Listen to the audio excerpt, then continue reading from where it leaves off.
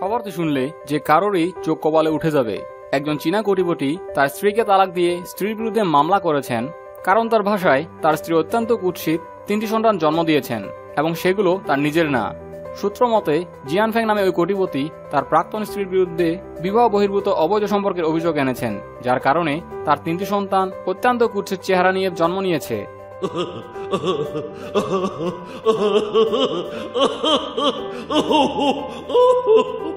কিন্তু পরবর্তীতে যখন ডিএনএ পরীক্ষার মাধ্যমে জানা যায় ওই 3টি সন্তান তার নিজেরই, তখন ফ্যাং তার প্রাক্তন স্ত্রীর কাছে জানতে চায় কি কারণে সন্তান 3টি দেখতে এত কুৎসিত হলো।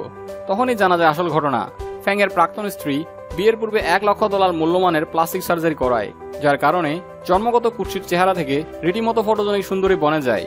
কিন্তু কোষের ডিএনএ তো আর সহজে পরিবর্তন করা যায় না, যার কারণে সন্তানদের এই অবস্থা।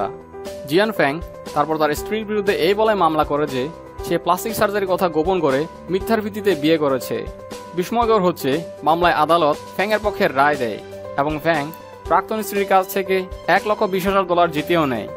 ব্যাপারটি হাস্যকর হলেও এই ঘটনার মাধ্যমে বোঝা যায় দক্ষিণ কোরিয়ার ডাক্তাররা প্লাস্টিক সার্জারির শিল্পতাকে কোন পর্যায়ে নিয়ে গেছে। দক্ষিণ কোরিয়াকে বিশ্বের প্লাস্টিক সার্জারি কেন্দ্র হিসেবে বিবেচনা করা হয়। আন্তঃরাষ্ট্রীয় সোসাইটি অনুযায়ী এই দেশের ৭৭ জনের মধ্যে একজন এই ধরনের সার্জারি করিয়ে থাকেন। এমনকি 19 থেকে 49 বছরের 20% মহিলা স্বীকার করেছেন যে তারা নিজের চোখ বড় করতে প্লাস্টিক সার্জারি আশ্রয় নেন। তবে শুধু চিকিৎসকদের দক্ষতাই নয়, প্লাস্টিক সার্জারি খাতকে এগিয়ে নিতে সবার আগে অবদান বোধ হয় দক্ষিণ কোরিয়ার তারকা অভিনেতা ও শিল্পীদের। কেননা তাদের জনপ্রিয়তার কারণেই এইসব পর্যটকরা সার্জারি করাতে দক্ষিণ কোরিয়ায় যাচ্ছেন। Korea society of plastic and reconstructive সার্জনসের এক মুখপাত্র বলেছেন, তারকা অভিনয় শিল্পীদের অবদান এই ধরনের পর্যটনে গুরুত্বপূর্ণ ভূমিকা রাখছে। তিনি বলেন, বিদেশি পর্যটকরা বিখ্যাত কোনো কোরিয়ার শিল্পীর ছবি এনে চিকিৎসকদের তা দেখায় এবং নিজেকে সেই শিল্পীর মতো করে দিতে ডাক্তারদের অনুরোধ করে। দক্ষিণ কোরিয়ায় বর্তমানে 1700 প্লাস্টিক সার্জন কাজ করছে। আপনারা যদি নিজের চেহারা নিয়ে মনে কোনো খুঁতখুঁটানি থেকে থাকে তবে উড়ে যান দক্ষিণ কোরিয়ায়।